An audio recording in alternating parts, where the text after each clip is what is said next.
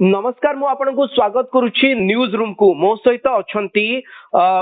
Odia cinema शिल्पर जड़े वरिष्ठ अभिनेता जीतू मंगराज सर मु आपनको न्यूज रूम को स्वागत करुच्ची मु जानिबा पई चाहिबी काली गोटे बड़ फिल्म आसीची आई लव यू टू एवं याकु नहीं ओडिया सिनेमा शिल्पर एक विवाद देखा दीची जे जहा रही प्रयोजक टुटू नायक से कहते जे से अनेक बड़ बड़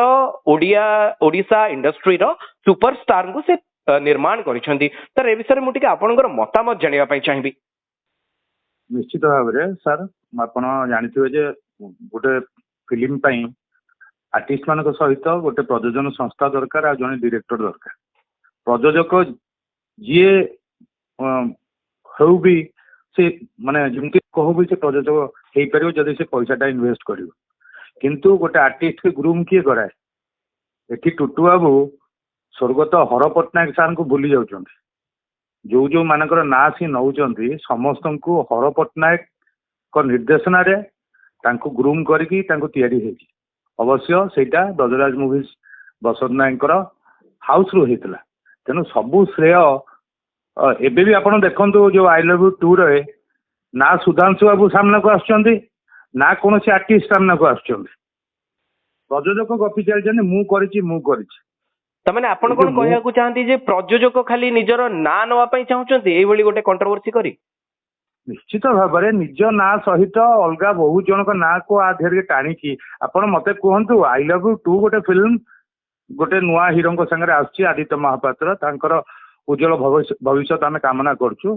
आई लव यू टू रो सक्सेस भी आम कामना करछु किंतु जेते बेले भी सी माने टीवी सामना को आसुचंती कौन सी न्यूज बाइट दौरान सी ना आदित्य विषय कहते ना तांको सिनेमा विषय कहते सी आउ का जनक विषय कहते जी कि गोटे बड़ पोजिशन अच्छा नाटा को ये एक्सप्लोर करके निज फिल्म को प्रमोशन कर ये गोटे बाहाना आपण फिल्म स्टोरी विषय सुधांशु साहू एत बड़ डायरेक्टर सी कौन बाहर की फिल्म विषय कहीपर सबू कौन टुटू नायक करछंती देखो मु आ गोटे बड़ कथा आपनको कहवाई चाहे जे मनोज मिश्र जे रही अभिनेता सी कहते जे कोटी ना कोटी स्क्रीन प्ले खराब होती सी सुधांशु साहूंकर निर्देशना आड़क गोटे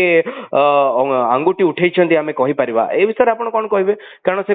सिनेमा सिनेमा सर मु बर्तमान सुधा सिनेमाटी देखनी सिनेमा विषय कहवाटा मत भूल हम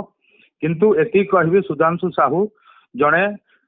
दक्ष आ वरिष्ठ निर्देशक तांको निर्देशना उपर मोर संदेह नहीं किंतु ये जो बयानबाजी चली सिनेमा को लेकिन ताको आम दृढ़ विरोध करुच्छे कौन सी प्रकार यहीटा को विवादटा को बढ़ाऊँ जमी से कहले जड़े चाहू नाला अरिंदम आसवा को बाबूसान आसवा इंडस्ट्री सार एबे गोटे बहुत बढ़िया पोजिशन दे गति करुच्चा भितर जड़े वरिष्ठ प्रयोजक सी आक्टर मान जोटा ऑफ स्क्रीन ऑफ कैमेरा सेटा कौन है कौन नहीं कहीं आम जानी ना तथापि से जो कथा गुड़ा को आणिकी चारिआडे इंटेंशनली जेहेतु जड़े अभिनेता तांको सिनेमा मना करदे कले ना से राग नहीं से समस्त भितर लड़े सृष्टि करने चेष्टा कर आउ गोटे कथा सर मु पचरिया चाहिए जो विवाद थी गोटे पूर्वर थिला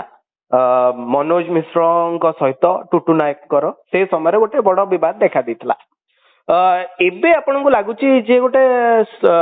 एटा गोटे मौका पड़ी जे जेतबेले मनोज मिश्र लगातार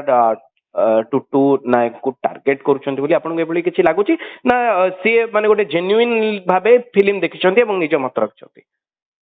सी फिल्म देखिया को सेई माने जाइतिले मास्ता बाबू जाइतिले मनोज बाबू जाइतिले सी बाहर के आसी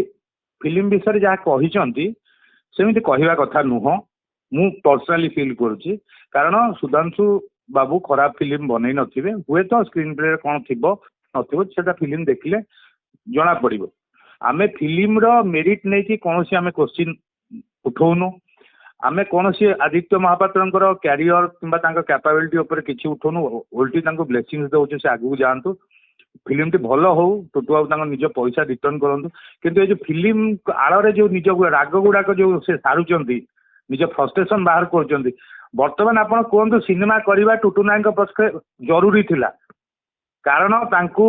प्रयोजक भावे अनेक प्रयोजक बंधु प्रयोजक भावे मानु नथिले ସେ କହୁଥିଲେ ତମ ବାପା ସିନେମା କରିଥିଲେ ତମେ ଜୀବନରେ କିଛି କରିନାହ। ଏବେ ବି କେତେ ଜଣ କମେଣ୍ଟ ମାରି ତାଙ୍କୁ କହୁଛନ୍ତି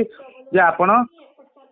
ନୂଆ ପ୍ରଯୋଜକ ଆସିକି ନୂଆ ଫିଲ୍ମ ପ୍ରଥମ ଫିଲ୍ମ କରୁଛନ୍ତି। ତେଣୁ ଟୁଟୁ ବାବୁଙ୍କର ନିଜ ଇଜ୍ଜତକୁ ନିଜକୁ ସୁରକ୍ଷା ଦେବାକୁ ନିଜର ପ୍ରଯୋଜକ ନାଁଟାକୁ ରିନ୍ୟୁ କଲେ ଫିଲ୍ମ ମାଧ୍ୟମରେ। ସାର୍ ମୁଁ ଆଉ ଗୋଟେ କଥା ପଚାରିବା ପାଇଁ ଚାହୁଁଛି ଯେ ଟୁଟୁ ନାୟକଙ୍କର ଓଡିଆ ଇଣ୍ଡଷ୍ଟ୍ରିରେ କଣ ଅବଦାନ ରହିଛି, କଣ ଅବଦାନ ରହିଛି ଯେ ସେ ଯୋଉ ବାରମ୍ବାର ଯୋଉ କଥାଟି ଗୋଟେ ଉଠଉଛନ୍ତି ଯେ ତିଆରି କରିଛନ୍ତି ଅନେକ ହିରୋଙ୍କୁ। ମୁଁ ଆପଣଙ୍କୁ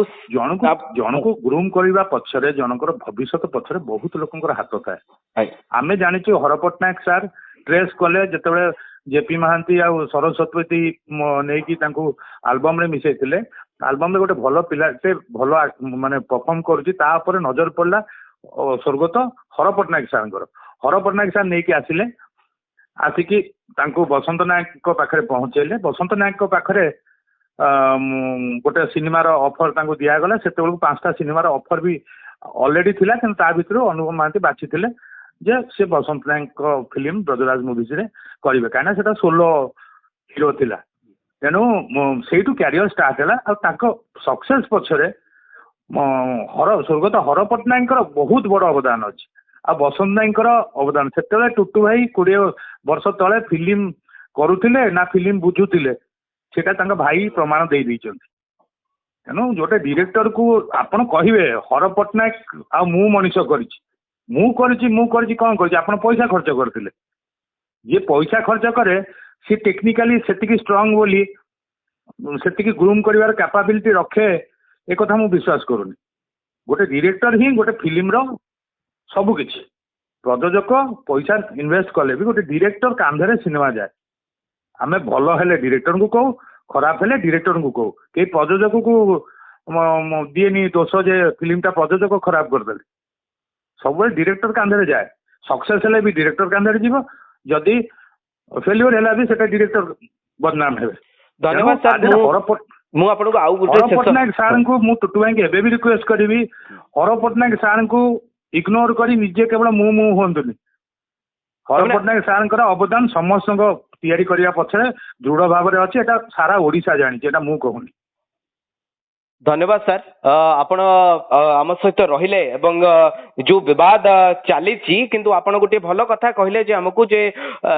ଓଡିଆ ଇଣ୍ଡଷ୍ଟ୍ରିରେ ଯୋଉ କିଛି ସୁପରଷ୍ଟାରଙ୍କ କଥା କୁହାଯାଉଛି ସେମାନଙ୍କୁ ଗଢି ତୋଳିବାରେ ସ୍ୱର୍ଗତ ହର ପଟ୍ଟନାୟକ ସାର୍ଙ୍କର ବହୁତ ଅବଦାନ ରହିଛି। ଆପଣଙ୍କୁ ଅଶେଷ ଧନ୍ୟବାଦ, ଆପଣ ରହିଲେ ଏବଂ ଏଇ ଯୋଉ ବିବାଦ ଚାଲିଛି ଓଡିଆ ଇଣ୍ଡଷ୍ଟ୍ରିକୁ ନେଇ ତା ବିଷୟରେ ଆମ ସହିତ ଆଲୋଚନା କରିଥିବାରୁ।